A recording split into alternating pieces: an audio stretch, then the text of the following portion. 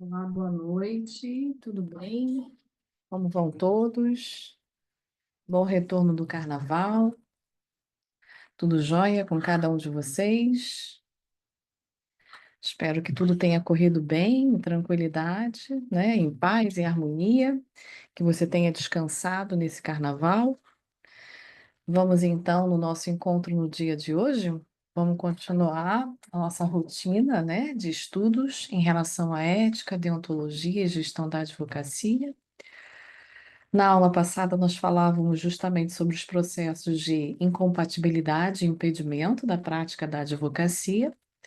E aí, hoje, o que nos cabe é falar sobre sociedade de advogados.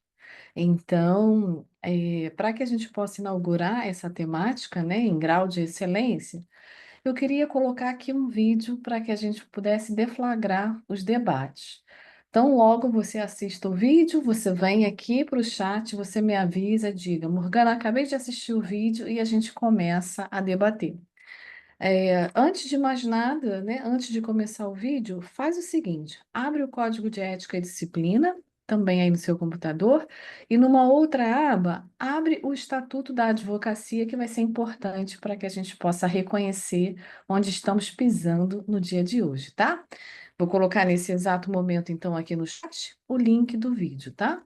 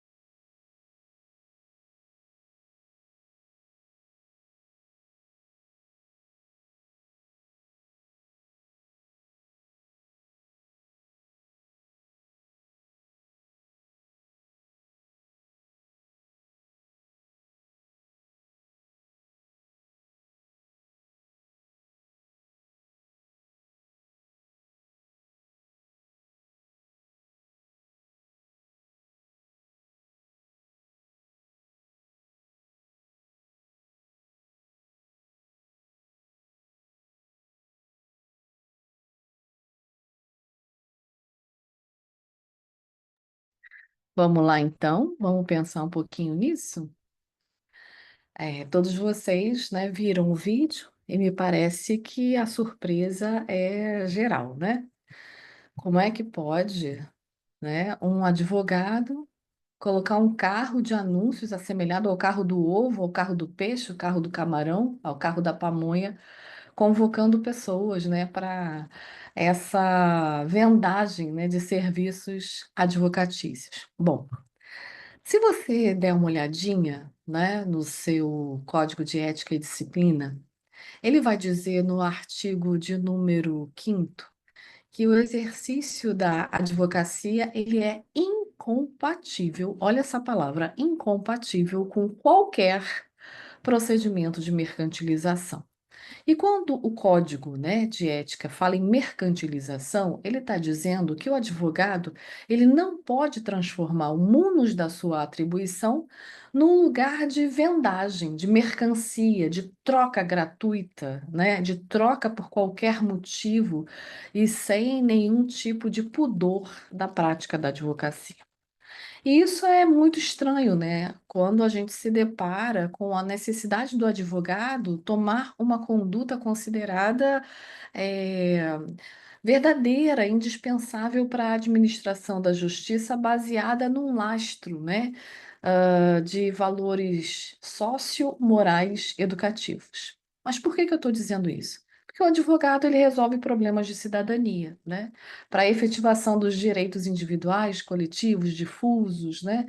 Para os direitos considerados humanos e fundamentais, é o advogado que tem que estar lá, né? Com seus procedimentos e ferramentas que são necessárias para que a administração da justiça funcione muito bem. Mas quando ele transforma isso, né, nesse lugar do achincalhe, da brincadeira, do excesso, da ostentação, do desequilíbrio, perde-se razão e proporção.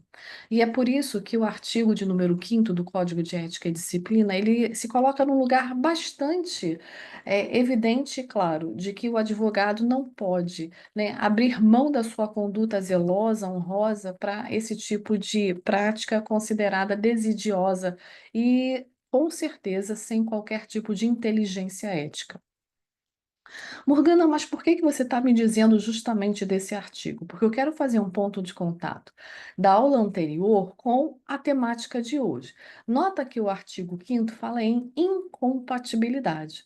Então, se o artigo 5º está dizendo, olha, não venda a sua prática, né, a sua capacidade cognitiva por nenhum valor, o artigo 28 também da aula passada dizia, cuidado, né? Existem práticas voltadas ao mundo, né, do profissional da advocacia que precisam ser evitados quando conjugados com outras funções que também são muito nobres, mas não podem ser praticadas de forma concomitante. E aí ele falava também em incompatibilidade, lembra? Então, esse segundo vídeo que eu vou te passar, ele vai fazer uma conexão com o primeiro. Dá uma olhadinha no porquê que a gente tem que ter esse cuidado bastante grande com as nossas práticas, ações, né, competências, habilidades, gestos e atitudes, principalmente quando a gente trabalha nesse movimento do direito eletrônico, né, do mundo virtualizado. Vamos lá, vê esse vídeo aqui, é de número 2.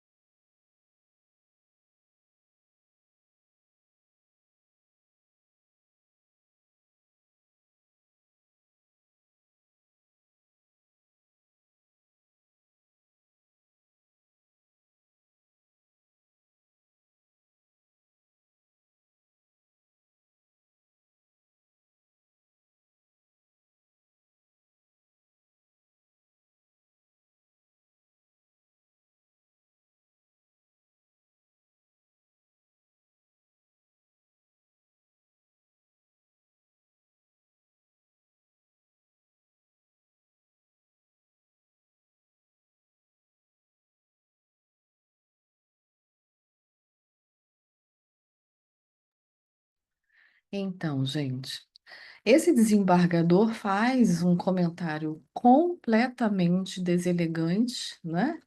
Em audiência. Ele foi traído, né, pelo microfone, infelizmente. Ele esqueceu que ele estava numa audiência pública, numa audiência online, e ele exacerba, né? Ele coloca para fora toda a sua verve, né, de prejuízo em relação ao outro. Só que ele fere também os movimentos, né, atinentes ao mundo da ética. Ele sabe que ele não pode oprimir, sobrecarregar, sobrepujar, né, inferiorizar ninguém.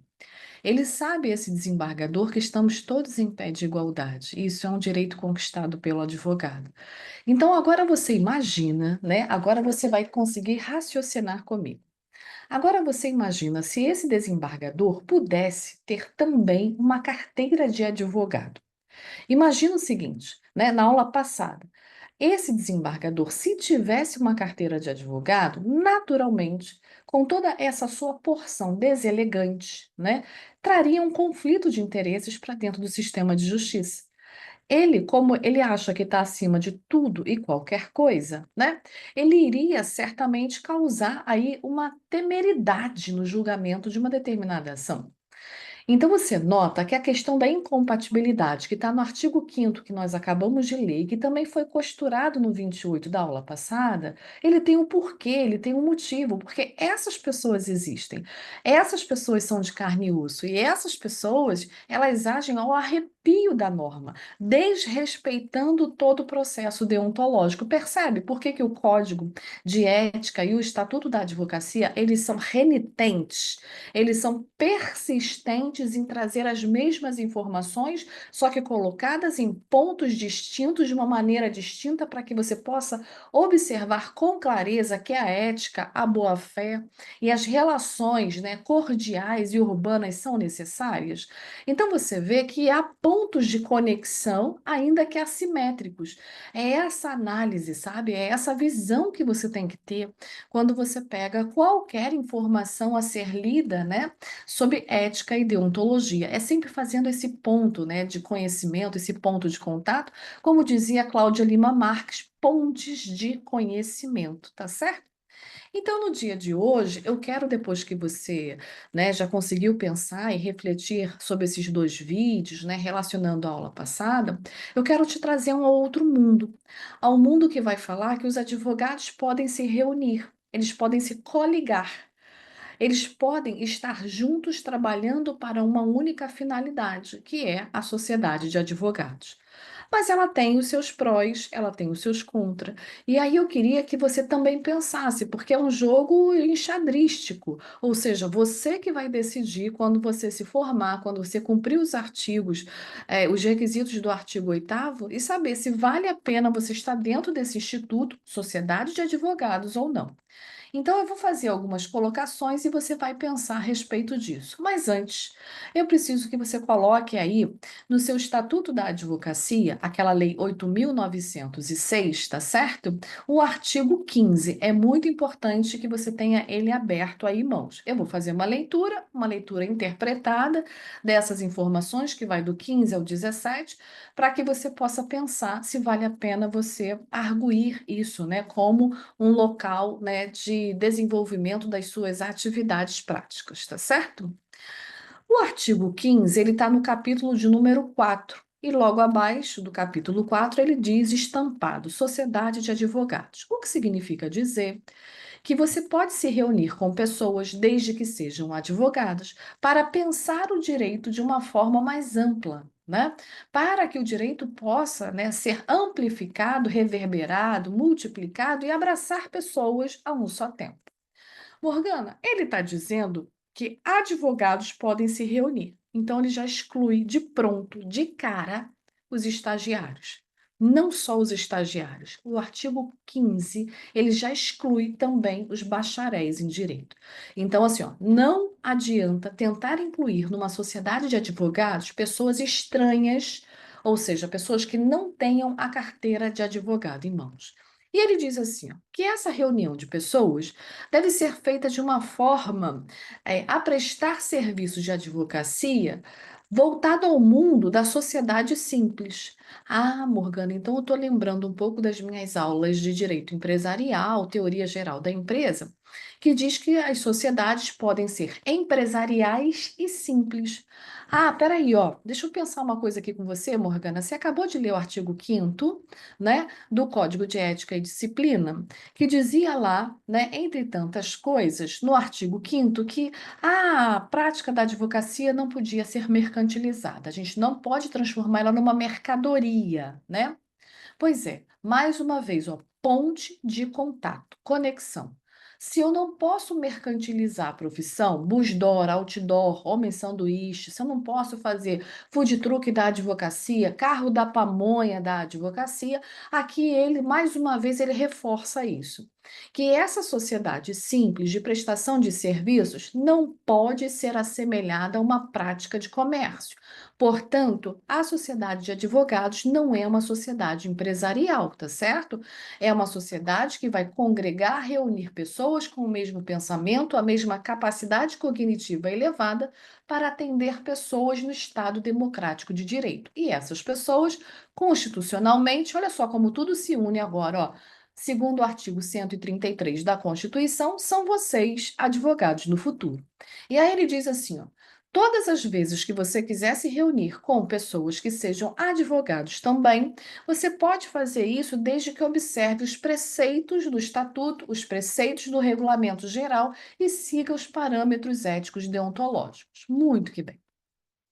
O interessante de tudo isso e a se pensar é que esse artigo ele vai estabelecer para a gente que existem duas opções de sociedade, tá certo? Essas sociedades simples de reunião de pessoas advogados. Você tem uma sociedade simples com vários advogados, que é a chamada pluripessoal, muitas pessoas, tá certo? Pessoal, que eles vão se unir de uma forma a compartilhar não só o serviço da advocacia, mas também as responsabilidades advindas da prestação de serviços por meio da contratação de honorários, ok? Pluri. Mas ele também diz que existe uma outra forma de sociedade simples, a chamada unipessoal, um único advogado dentro da sociedade. Morgana, mas espera aí, qual é o motivo que um advogado, um único advogado, vai constituir uma única sociedade para ele próprio? Bom, ele atuando de forma individual, mas com uma personalidade jurídica, vai fazer com que muitas das vezes ele tenha redução, né, da sua capacidade de obrigatoriedade, né, de contribuir com tributos. Então, esse motivo da sociedade, ele encontra alguns respaldos, né, encontra alguns benefícios. Por exemplo, um deles é redução de custos. Morgana, como assim? Quando eu estou falando em redução de custos, eu estou dizendo que para abrir um escritório de advocacia, você tem que pensar, né, na forma com que você vai organizar essa atividade, disponibilizar o seu trabalho para a população em geral. Você tem que ter um escritório de portas abertas, com ar-condicionado 24 horas por dia ligado, luz ligada. Você vai ter que ter um computador de ponta, uma internet de velocidade, no mínimo uma secretária, né? Que possa atender o público antes de chegar diretamente até a sua sala, o seu gabinete. Você vai precisar contar com o apoio de estagiários, não é isso? Você vai precisar contar, né, com insumos internos, você vai precisar de papel, de toner para impressora, de uma série de coisas e que dentro de uma sociedade que reúne, né, tantos outros advogados, isso pode ser um motivo, né, de tornar esse custo menor.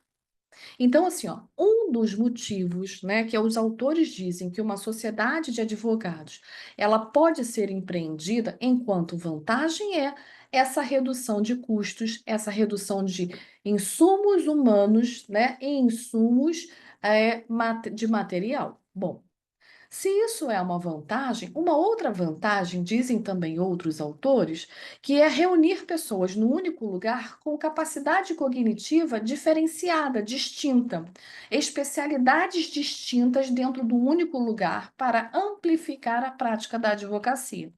Por exemplo, você se forma, né? E logo a seguir você vai fazer sua especialização lato sensu, então você resolve, por exemplo, fazer sua especialização em direito civil. Tá?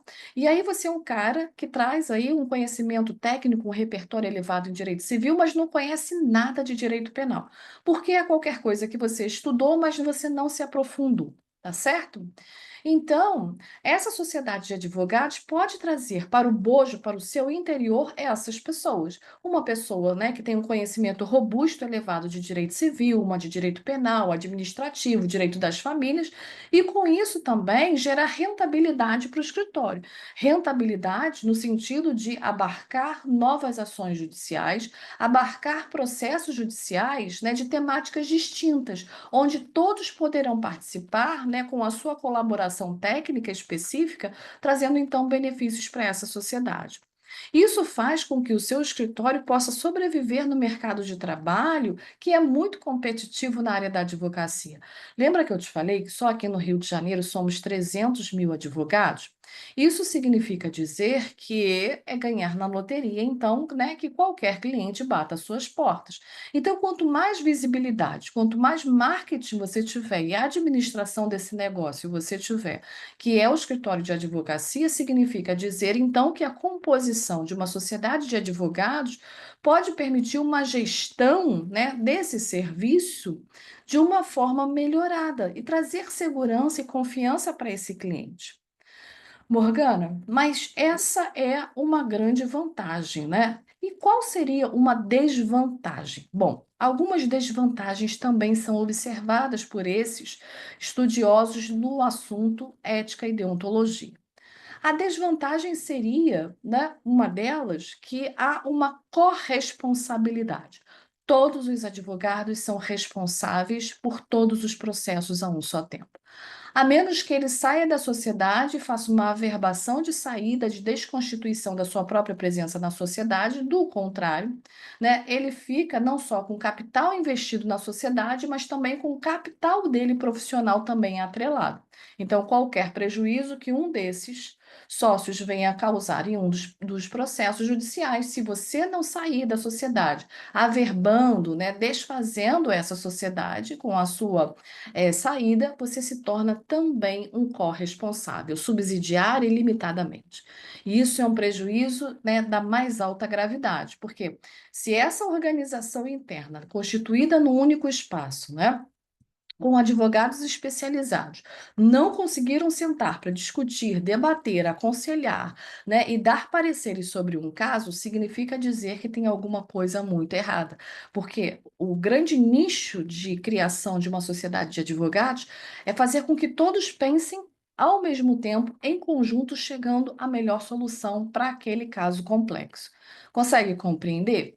E aí, se você conseguiu entender isso do artigo de número 15, né? Sociedade pluri, sociedade uni, e por que que uma sociedade é criada, a gente precisa saber em que momento essa sociedade ela pode nascer, né? Segundo os preceitos do estatuto. Onde fazemos nascer essa sociedade? Bom, o parágrafo primeiro diz, né, do artigo 15, que a sociedade de advogados e a sociedade unipessoal, ou seja, aquelas que têm muitos advogados e aquela que só tem um único advogado, ela só vai ganhar, adquirir personalidade jurídica desde que ela seja validada, legitimada, aprovada, reconhecida com seus atos constitutivos no conselho seccional onde esse escritório estiver sediado.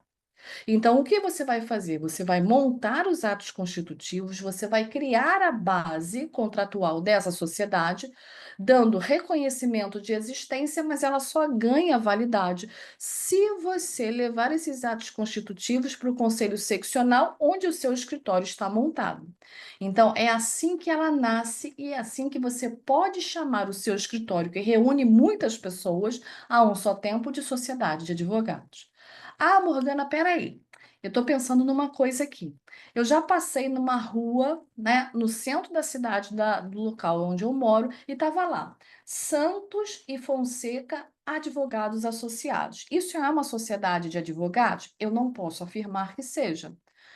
Para todos os efeitos, né, de compreensão da escrita, né, da semântica, me parece que sim.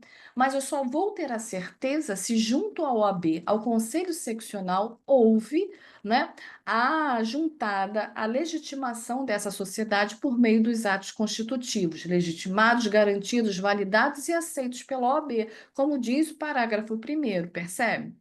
Morgana, mas por que que alguém faria uma placa, né, um outdoor na frente do escritório dizendo que é uma sociedade de advogados e não o é? Bom, assim, são perguntas de milhões de reais.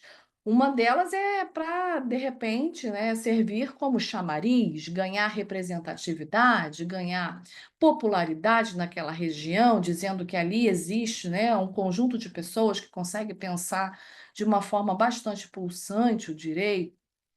Não sei, é uma pergunta de milhões, mas a gente só pode ter a certeza do nascimento dessa pessoa jurídica, que é essa sociedade simples, na forma pluri ou uni, se houver, né, a personalidade jurídica sediada pelos atos constitutivos no Conselho Seccional.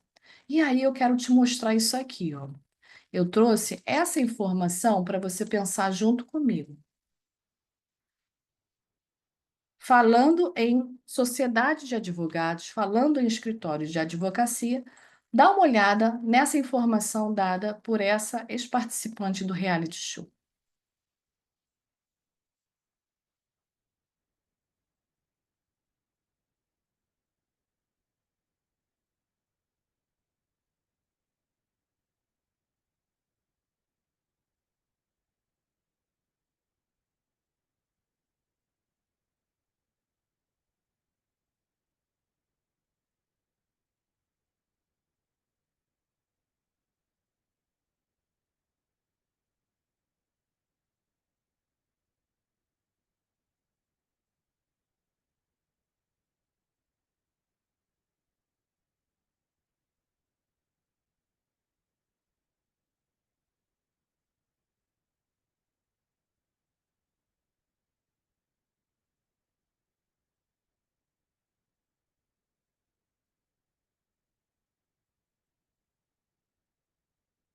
Conseguiram ler?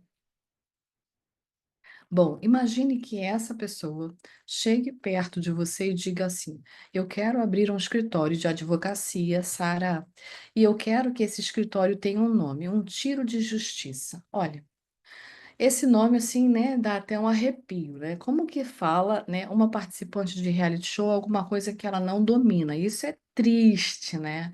Isso, assim, é completamente. eh, é, à margem, né, de qualquer processo de ensino e aprendizagem. Isso é uma desinformação. Ela falar uma bobagem como essa. Ah, Morgana, mas ela é só uma estagiária. Ela deveria, antes de falar, né, perguntar para essa advogada que está ao lado dela, que faria parte de uma constituição de uma sociedade de advogados, se isso seria possível. Um tiro de justiça. Pode, Morgana? Não, não pode, Jojo. Não pode. Sabe por que não pode? Agora a gente vai pular, não só do artigo 5º que fala que não pode mercantilizar a profissão, olha só, não pode mercantilizar a profissão, o artigo 15 diz que não pode pessoas estranhas, se não advogados, montarem uma sociedade de advogados, mas também o artigo de número 16. Vamos no 16 e depois a gente retorna? O artigo 16 diz assim, ó, não são admitidas a registro, nem podem funcionar todas as espécies de sociedade de advogados que apresentem forma ou características de sociedade empresária. Mais uma vez, ó, a renitência, a persistência dizendo, nada de achar que aqui você é uma pessoa jurídica. E aí ele diz assim, ó, que adotem denominação de fantasia, que realizem atividades estranhas à advocacia, que incluam como sócio ou titular de sociedade unipessoal de advocacia pessoa não inscrita como advogado, ou totalmente proibida de advogar. Tá vendo a conexão? O ponto de contato? O artigo 28 diz que os incompatíveis, eles não podem nada, são completamente proibidos de advogar. Tá aqui, ó, a prova. Não podem também ingressar em nenhuma sociedade de advogados. Então, essa história de um tiro de justiça, desculpa, mas isso nunca vai acontecer. E ainda bem. Agora eu quero te mostrar uma outra, né, prática completamente estranha à advocacia. Dá uma olhada aqui, ó. Dá uma olhada para ver se help jurídico, advogados, pode funcionar. Não é um nome fantasia? Não é um nome que pode causar um prejuízo, uma inculcação de captação indevida de clientela, de concorrência desleal? Não pode. Assim como também esse advogado criminalista, o doutor Anselmo, ele dizer que ele é quase um desembargador e por isso ele está servindo aí, ó, a população, né, de um processo considerado, né, obscuro, né, eivado de ilegalidade de um serviço especializado que ele não tem para prestar, porque ele desembargador, ele jamais poderia ser advogado. Percebe isso? Então, todas as vezes que a gente está diante de situações como essa, sabe o que que nos salva? A leitura. O estudo. Porque se a gente continuar, né, de olhos vendados no curso de direito, sentado achando que a norma vai cair, ó, então vai pegar o vadimeco, ó, e vai trazer como fumaça para a cabeça? Não vai acontecer. Então, fala para Jordana Gleice, por favor, se você a conhecer, diga a ela que um tiro de justiça não vai rolar. Então, ela tem que pensar num outro nome para esse escritório de advocacia. Jordana Gleice, advogados associados, seja o que for, mas nunca um tiro de justiça. Tá certo? Então, cuidado se você tem a intenção de montar uma sociedade de advogados. E aí ele diz assim, ó, parágrafo 2º, aplica-se à sociedade de advogados ou a essa sociedade unipessoal, um único advogado, o código de ética e disciplina em tudo aquilo que couber. O que ele quer dizer com isso? Que, olha, não é porque você efetivamente, né, criou uma sociedade de advogados que você está se escondendo atrás do seu colega, que um é guarda-chuva do outro. Não, ele está dizendo que todo mundo que está dentro dessa sociedade de advogados devem obrigatoriamente seguir todos os parâmetros éticos, disciplinares, deontológicos. E outra, se um errar em efeito dominó, todo mundo erra, porque existe uma corresponsabilidade. Então, se traz vantagem, né, de redução de custos, né, para o aparelhamento desse escritório de advocacia, você montar uma sociedade de advogados, fazer surgir, é também um grande prejuízo você estar dentro dela, principalmente quando você se reúne com pessoas que não têm o mesmo compromisso zeloso que você tem para honrar a profissão da advocacia, percebe? Mais à frente, ele vai dizer, ainda estou no artigo 15, tá? No parágrafo terceiro, que as procurações dessa sociedade de advogados, todas as vezes em que o cliente outorgar, né, entregar essa procuração assinada para o advogado trabalhar, ela deve constar o nome individual de todos os advogados que constituem essa sociedade. Os advogados vão precisar, de forma pormenorizada, dizer qual é o seu nome dentro dessa procuração e o número da sua OAB. Além disso, o nome da sociedade de advogados. Agora eu queria que você raciocinasse, agora eu queria que você refletisse. Por que que essa informação está aqui no Estatuto da Advocacia dizendo que o nome individual e também coletivo dessa sociedade de advogados deve estar contida nas procurações? Pensa, raciocina aí. Me mostra aqui no chat o motivo pelo qual. Imagina por quê. A procuração é um ato, né, autorizativo para que você fale em nome de uma pessoa, não é? Geralmente a gente dá uma procuração para uma pessoa individual, para poderes específicos dentro de um caso a ser tratado, não é isso? Mas ele está dizendo aqui no parágrafo terceiro do artigo 15, ó, que as procurações devem ser outorgadas de forma individual para todos os advogados e também que se indique a sociedade do qual esses advogados fazem parte. E aí? Por que que a sociedade tem que estar dentro? Para representação e identificação, diz o Samuel. É isso, Samuel. Porque o nome da sociedade de advogados vai dar transparência, vai dar crença, confiança, certeza, legalidade, validade, legitimidade da reunião de todos esses advogados e dizendo no final o seguinte: ó, vocês estão representando esse cliente em nome desta sociedade. Portanto, qualquer tipo de prejuízo que aconteça, todos vocês receberão sua cota à parte indenizatória neste lugar de prejuízo. Como assim, Morgana? Imagine, né, que falte esse advogado a uma audiência e venha precluir o direito de um cliente. Ué, mas não era uma sociedade de advogados? Não tinham muitos advogados? Será que todos os advogados esqueceram dessa audiência, né? Esqueceram da designação desse ato processual? Todos serão responsabilizados, civil e administrativamente, e dependendo do prejuízo, penalmente. Entende? Se a sociedade, por exemplo, de advogados ganhar uma ação, né, indenizatória, um rito compensatório, ó, financeiro qualquer, se deixar de repassar o dinheiro para o cliente, como deveria, segundo o contrato de honorários firmado, todos serão responsáveis, inclusive a sociedade.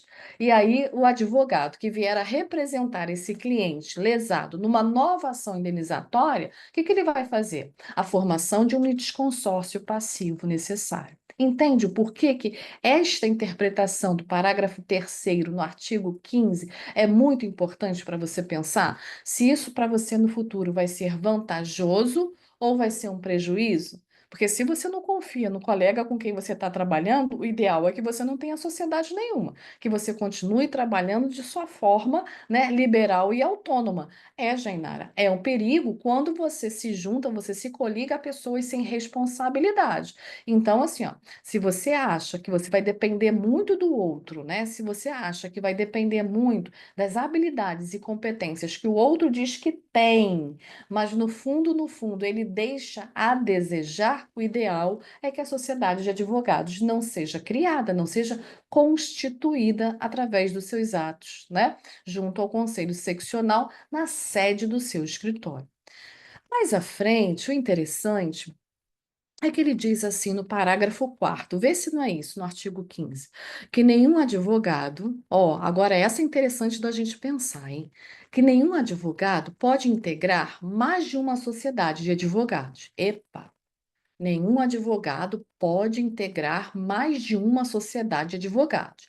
Então, quer dizer, ele só pode integrar uma única, né? Mais de uma já causou violação de interpretação do parágrafo quarto, não é isso? Aí ele diz. Não pode constituir mais de uma sociedade unipessoal. Então, o advogado não pode ser pluri em nenhuma outra além de uma e não pode ser uni em mais de uma sociedade de advogados. E aí ele diz assim: ou integrar simultaneamente uma sociedade de advogados e uma sociedade unipessoal de advocacia, com sede ou filial na mesma área territorial do conselho seccional. Agora você pensa.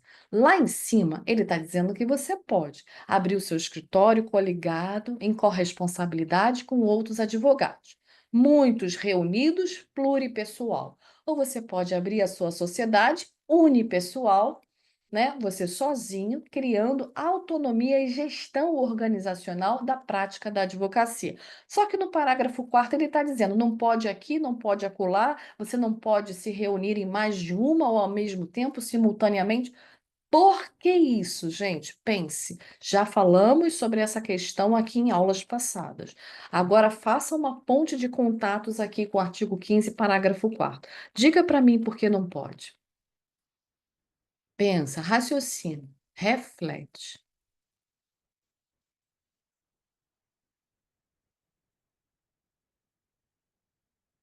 Imagina, ó, a Morgana está no Rio de Janeiro, vou tentar te ajudar. E ela já disse para você que só aqui no Rio de Janeiro são mais de 300 mil advogados. A Morgana disse também que a prática da advocacia não pode virar um comércio, um balcão de negócios, não pode ser mercantilizado. A Morgana acabou de dizer que pode o advogado se reunir com outros tantos colegas, criando uma sociedade de advogados, pluri ou uni. Mas o parágrafo 4 está dizendo, mas peraí, não pode mais de uma, nem aqui, nem acolá. Qual seria o motivo para isso? O que que você consegue pensar a respeito? Hum? Você já jogou War, aquele jogo de guerrinha? Você já jogou esse jogo de tabuleiros com os seus colegas? Ó, imagina o jogo War, que seja uma sociedade de advogados. Se tem muitas pessoas jogando, imagine se fosse uma sociedade com muitos advogados. Ela seria pluripessoal ou unipessoal? Escreve aqui para mim. Jogando War, você no quintal da sua casa com muitas pessoas. Imagina o jogo War como uma grande sociedade de advogados. Aí você reúne lá os seus amigos no quintal. Pluri. O Wellington está falando. Pluri. Tá certo, Wellington. Agora, imagina, continua olhando para o tabuleiro do jogo, que é a sociedade de advogados. Esse jogo não diz que você tem que conquistar não sei quantos territórios, não sei quantos exércitos, não é? Ele não diz que você pode ir avançando em casas, destruindo as outras atividades territoriais? Pois é. É exatamente isso que acontece no parágrafo 4. Ele está dizendo que um advogado não pode ficar integrando mais de uma sociedade, porque senão ele vai avançando no espaço territorial de uma seccional, de um bairro, de uma localidade, de um município, integrando aqui, integrando acolá, e ele forma um grande o quê? Cartel. E aí, os demais advogados, né, que não têm tanto lastro financeiro para investir, né, por exemplo, em maquinários de ponta, em ter outras pessoas trabalhando com ele, vai ficando cada vez mais enfraquecido. Isso significa dizer que esse, né, sujeito que tem muito dinheiro, ele vai fazer um investimento de alto vulto e aí ele vai captar indevidamente clientela. Ele vai concorrer deslealmente em relação a você que está começando agora como estagiário. Então ele está dizendo, ó, o Samuel, esse inciso, ele traz para gente uma proibição. Esse inciso está dizendo o seguinte, ó, você quer participar de uma sociedade de advogados? Pode. Pluri ou uni? Pode. Mas na mesma base territorial, só em uma. Nas outras, né, você não pode dentro do mesmo território, porque você vai causar esse conflito. Como é que você vai se dedicar adequadamente a todas essas sociedades e vai permitir com que todo mundo trabalhe? Vai ficar difícil. Então, nota que a OAB, ela também tem aí, ó, uma necessidade de nos defender, né? Uns contra os nossos outros pares. né? Isso é bastante elegante por parte da OAB. Já no parágrafo 5º do artigo 15 ainda vai dizer assim, ó, que esse ato de constituição de filial, ele tem que ser averbado. Se você quiser ter o seu escritório num território, né, desde que constituído no conselho seccional, ganhando personalidade jurídica, você pode, né, pluri ou uni. Mas se você quiser abrir as filiais, né, os longamanos, os bracinhos, né, dessa sociedade simples em outras localidades, precisa respirar, precisa pensar. Mas por quê, Morgana? Porque se você fizer isso num outro estado, você vai pagar uma anuidade suplementar obrigatoriamente, mesmo que você não advogue as 5 causas ao ano a mais. Entendeu? Lembra que eu te falei nos nossos encontros iniciais? Você tem uma anuidade principal na localidade que você mora, Rio de Janeiro, não sei, Espírito Santo, São Paulo, e se você quiser atuar em mais de 5 causas em outro estado, uma suplementar, pagando 2 anuidades. Aqui não tem jeito. Aqui ele está dizendo o seguinte, ó. Você abriu uma filial em outra localidade, vai ter que averbar isso no registro da sede, junto à seccional que deu a abertura e personalidade de criação dessa sociedade de advogados, e todos os sócios precisam fazer a sua inscrição suplementar e pagar anuidade por essa nova filial. Então, assim, ó, é caríssimo, né? Isso é caríssimo, principalmente quando você começa a pensar se você vai ter essa quantidade de clientes em todos esses lugares que, né, demandem esse esforço e investimento financeiro que você vai fazer de abrir uma inscrição suplementar. Então, é um ponto a se pensar. Alguns autores dizem que essa talvez também seja uma desvantagem, né? Porque ao invés de você reduzir custos, a abertura de filiais, né, pode também gerar prejuízos financeiros por conta da escassez, né? A escassez de problemas complexos que demandam a contratação de advogados, porque assim, ó, ah, Morgana, mas todo mundo tem problema. Tem, mas nem todo mundo tem condições de contratar um advogado. Ou nem todo mundo tem condições de pagar aquilo que um advogado pede. Quando a gente chegar na tabela de honorários, contratos de honorários advocatícios, você vai ver que a OAB, ela expede, né, anualmente uma tabela de honorários. A gente não pode cobrar nada acima da tabela, nada abaixo da tabela, mas sim os valores considerados medianos, o meio termo entre razão e proporção. E muitas das vezes, né, as pessoas, né, os jurisdicionados assistidos com problemas, não têm condições financeiras de pagar. É por isso que muitos advogados trabalham pelo risco. O que é isso? Deixa eu te explicar rapidamente. Trabalhar pelo risco é o seguinte: você recebe o cliente no seu escritório e você diz para ele: olha, eu vou pegar a sua ação, eu me interesso em defender, né, a sua causa, patrocinar os seus interesses, e você vai me pagar somente 30% ao final da estação judicial. Por que o risco, Morgana? Porque essa ação pode levar 10, 15, 20 anos e você se obrigou, entre aspas, a cuidar dessa ação sem cobrar nada mensalmente. Então, ó, todas as vezes que você tiver ir ao fórum, você vai sem cobrar nada. Todas as vezes que você tiver que peticionar, você não vai cobrar papel nem tinta de impressora. Todas as vezes que você se debruçar para estudar, o seu tempo técnico não pode ser cobrado, por isso é o risco no negócio, entende? Então, assim, ó, para alguns advogados, trabalhar pelo risco é um prejuízo, porque ele precisa ter dinheiro rodando internamente no escritório dele, mesmo que seja pouco, né? Porque não pode mercantilizar a profissão, mas que seja suficiente para ele pagar uma conta de luz, para ele pagar uma conta de condomínio, né? Das instalações prediais onde ele está sediado. Você está entendendo? Então, assim, ó, muitas das vezes essa coisa de ficar abrindo filiais talvez represente, né, um grande prejuízo financeiro se você não tem uma grande cartela de clientes, entende? Bom, mais à frente, a gente tem o parágrafo 6º do artigo 15, que ele diz assim, ó, que os advogados sócios de uma mesma sociedade profissional não podem representar em juízo clientes de interesses opostos. Agora pensa, me diz por que que a OAB se preocupou em colocar essa informação, que os advogados sócios, integrantes dessa mesma sociedade, uni ou pluri, não podem representar, ó, em juízo, clientes opostos. Ou seja, autor e réu são clientes do mesmo escritório, da mesma sociedade de advogados. Então, você não pode ir a juízo para defender, por exemplo, a Morgana defender o autor e na mesma sociedade que pertence à Morgana está lá o Samuel, né? Ele defender o réu. Mais uma vez, aqui está uma informação clara, solar, de que interesses conflitantes não podem acontecer em sede jurisdicional quando os advogados eles estão dentro de um movimento valorativo, ético, de boa-fé e calcados na deontologia.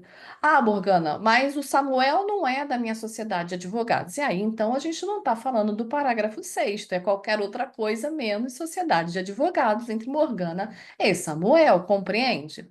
Então, assim, ó, esse inciso, né, ele regra a evitar situações que possam bater as portas da lealdade, né? E ruir, quebrar a lealdade, a transparência, a confiança, né? O bom movimento considerado de verdade das ações judiciais a serem defendidas pelos advogados de uma sociedade. Então, assim, o advogado jamais pode ter a sua boa-fé questionada.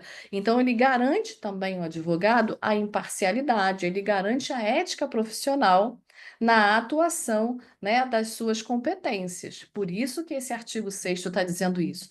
Nada de interesses conflitantes. Aí tu lembra, mais uma vez, ó, lá atrás, na aula passada, do artigo 28, né, que diz que quando os advogados já têm uma outra profissão ou ganham a possibilidade, né, de serem nomeados em cargos públicos, geram incompatibilidade por conta do conflito de interesses, tá vendo? A precisão informativa, a informação que vai passando em todos os canais deontológicos de reforço para você nunca esquecer delas.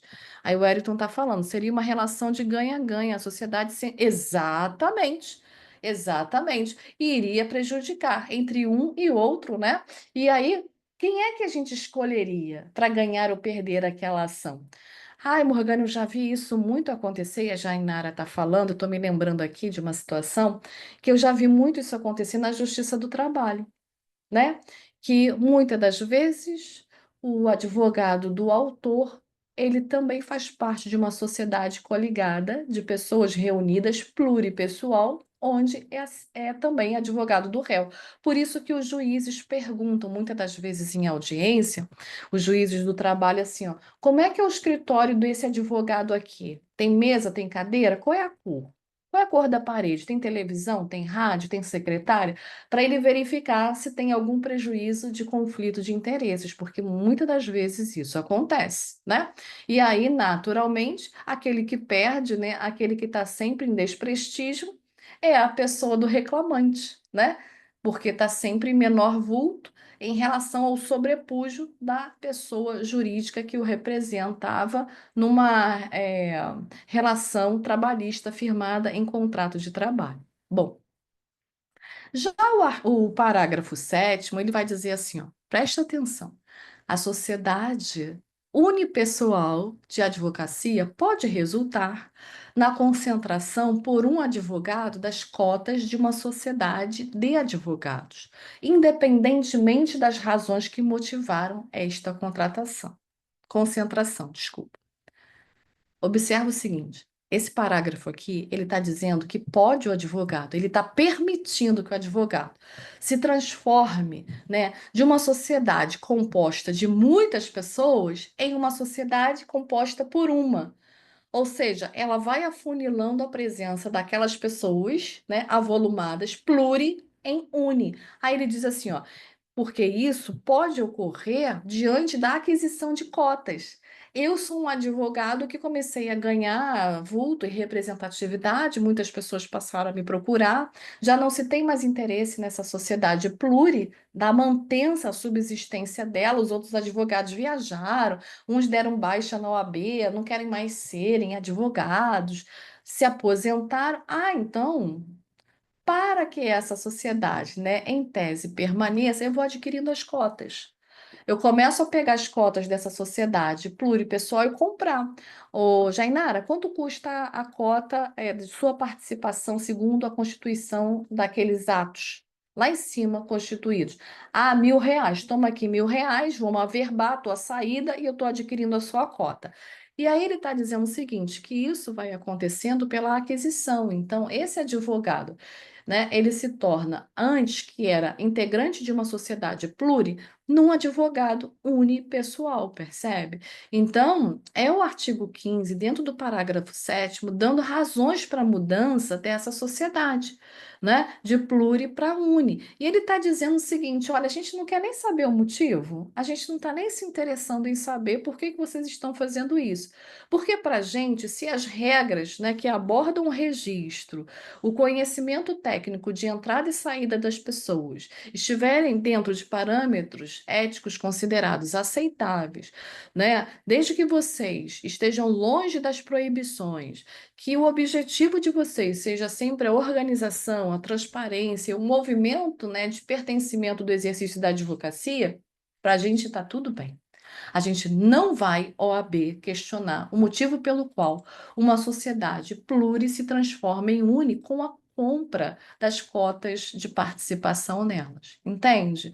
Então, assim, ó, a OAB não quer saber de bisbilhotice, né? Como dizia minha avó, mexerico. Ela só quer saber que você está comprando, averbando a sua transformação de uma sociedade pluri em uni e a saída dos demais sócios. E aí, então, quando você pega não só o artigo 15, entre os seus incisos, você também tem a oportunidade de reconhecer, né, o artigo 16 em como é que a gente monta, elabora esses atos constitutivos. Isso fica muito fácil. Primeiro, porque a gente aprende teoria geral dos contratos, né? E aí a gente sabe montar um ato constitutivo. Ou pelo menos a gente já começa a ter o indício de como ele pode ser elaborado aqui no 16. Olha comigo. Ele diz o seguinte. No parágrafo 1º do 16, já que você quer, né, montar uma sociedade de advogados, a razão social, ela precisa ter obrigatoriamente um nome, né? A gente precisa dar um nome, pelo menos de um advogado que seja responsável pela sociedade. Então, tu já sabe, vai montar uma sociedade de advogados, você tem que ter um administrador e os demais sócios participantes. E essa sociedade pode ter um nome. Por exemplo, aqui, ó, o Samuel Silva de Carvalho, pode ser Carvalho Advogados Associados. Ah, não, mas o Samuel ele quer se associar com o Wellington. Então pode ser Carvalho e Barbosa, advogados associados, percebe? Mas ele diz assim, ó, é, pode ainda permanecer um sócio falecido, né? Ok, beleza, in memoriam, né? Ele pode permanecer desde que essa previsão esteja contida no ato constitutivo, de se prestar homenagem, né? De fazer com que essa pessoa que ajudou as bases, né, de criação, reunião e organização de pessoas esteja lá lavrada no ato constitutivo. Então, a sociedade deve ter uma pessoa que representa como sócio, né, a organização, o nome dos demais. Não só isso, ele está dizendo no parágrafo 2º que o impedimento do artigo 28, 29 e 30, ou a incompatibilidade, ainda que em caráter temporário, não exclui da sociedade de advogados o advogado ao qual pertença. Ele diz assim, ó, deve ser averbado no registro de sociedade, desde que a gente observe essas informações da incompatibilidade e o impedimento. Ou seja, a exploração do seu nome, da sua imagem em favor da advocacia não pode acontecer em qualquer hipótese. Porque você imagina esse desembargador do vídeo de número 2, se ele pudesse ser desembargador e advogado, se o nome dele estivesse nos atos constitutivos, né? Desembargador fulano de tal, advogados associados. Você acha que alguém ia bater as portas do meu escritório para tentar me contratar? Mesmo que a Morgana fosse muito boa em direito civil, não, é melhor eu acreditar, né, na confiança, na crença, né, na capacidade elevada de conhecimento técnico do direito de um desembargador. Afinal de contas, ou ele fez um concurso público ou ele entrou pelo quinto constitucional, não é isso? Parágrafo terceiro. Ele diz assim, ó, é proibido o registro nos cartórios de registro civil de pessoas jurídicas e nas juntas comerciais de sociedade que inclua, entre outras finalidades, a atividade da advocacia. Então, ele está ratificando o que ele fez de informação no caput do artigo 15, que todas as vezes que você quiser se reunir com pessoas, você deve pensar muito bem antes de fazer, porque o parágrafo primeiro já te condiciona. Você só pode fazer a legitimação, a validade, né, desses atos constitutivos onde? No conselho seccional, onde tiver a sede territorial do seu escritório. Porque ele retira a feição mercantilizada, ele retira a feição de estabelecimento comercial aberto ao público, como acontece, por exemplo, quando você vai abrir um botequim, uma padaria, vai abrir um fast food, uma pizzaria, entende? É completamente distinto esse movimento de abertura, né? De sociedade de advogados. Então, no dia de hoje, eu queria ter te mostrado esta informação que é de máxima importância e relevância para que você pudesse perceber o quanto que os sócios de uma sociedade de advogados necessariamente precisam ser advogados, não podem ser bacharéis nem estagiários, que a gente não pode, dentro dessa sociedade de advogados, que é simples, tentar transformar numa sociedade empresarial com captação indevida, concorrência desleal de clientes, que esse objetivo de se criar uma sociedade de advogados é da natureza intelectual das nossas práticas e representações em favor de clientes e nada mais. E que essa sociedade pensa sempre nisso. Ela só começa, ela só tem início, ela só nasce desde que você faça o registro dela no conselho seccional. Morgana, me reuni com o meu amigo. A menina me falou de manhã. Me reuni com o meu amigo, né? E em dado momento, ele resolveu sair da sociedade, pegou meia dúzia de processos que estavam no nome dele, colocou debaixo do braço e foi-se embora. Ela disse isso, né? Relatou isso no escritório que ela trabalha como estagiária. Isso é uma sociedade de advogados? Não, não é uma sociedade de advogados. Porque não é simplesmente colocar os processos que está no seu nome debaixo do braço e ir embora, porque todas as procurações precisam conter o nome de todos os advogados e o nome da sociedade. E para ela ser desconstituída, precisa ser desfeito esse ato que fora homologado, fora validado pelo Conselho Seccional da OAB, né? Então, mais uma vez, ó, só para repisar a informação, nome fantasia não pode. Né? A natureza de uma sociedade de advogados pluri pode se transformar em único com a compra de cotas, tá certo? Mais à frente, todas as vezes que você estiver dentro de uma sociedade de advogados, nada de representar clientes, né, com conflitos ou com direitos opostos. Isso pode gerar um problema da maior gravidade, você ser chamado no Tribunal de Ética e Disciplina. E aí, então, quando a gente fala de erro de uma sociedade de advogados, a gente está falando naturalmente de uma coparticipação, de uma corresponsabilidade. Se um errou, erra todo mundo. Se um vai ter que pagar verba indenizatória, compensatória pelos prejuízos, significa dizer que isso vai alcançar o patrimônio da sociedade como um todo, né? Então, assim, é preciso que a gente verifique com a máxima clareza se é isso que a gente quer dentro, né, desse lugar de oportunidade e escolha que a gente tem, de trabalhar de forma autônoma, sozinha, individual, ou trabalhar dentro de uma sociedade uni ou pluripessoal. E aí, com isso, no dia de hoje, essa era a temática que a gente tinha para discutir e debater. E se você se sentir satisfeito, eu me despeço de você no dia de hoje. Para aquele que tem alguma pergunta ou algum questionamento, fica aqui comigo, que eu vou permanecer respondendo pelo chat, tá bom? E aí, muitíssimo obrigada. A gente se vê na semana que vem para aquele que está satisfeito com a informação. E eu estou aqui te esperando para tirar qualquer dúvida que você tenha no chat. Um grande abraço, gente. Valeu. Professora, tá me escutando? Sim, estou aqui.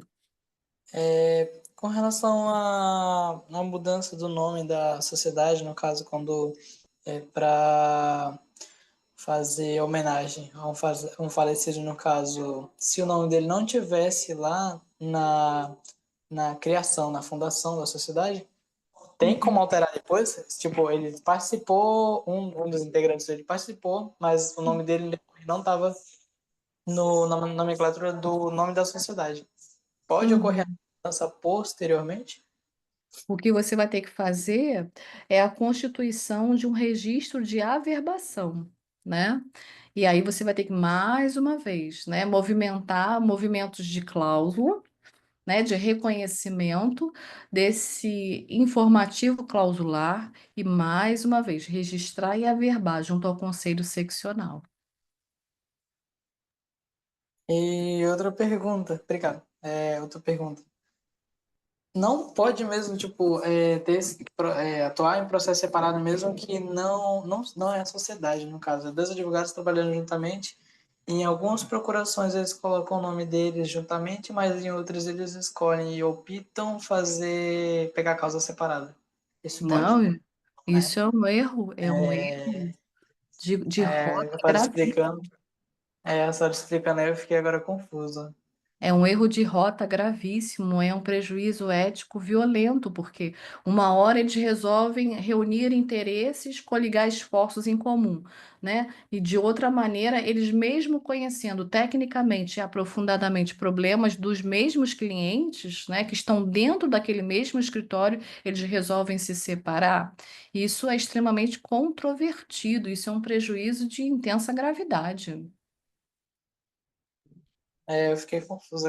Nossa explicação, eu fui entendendo isso, aí eu fiquei, ué. Eu já É, vi isso acontecer na prática, né? Eu fiquei, tá, então tá errado. você já viu isso? Nossa. Já.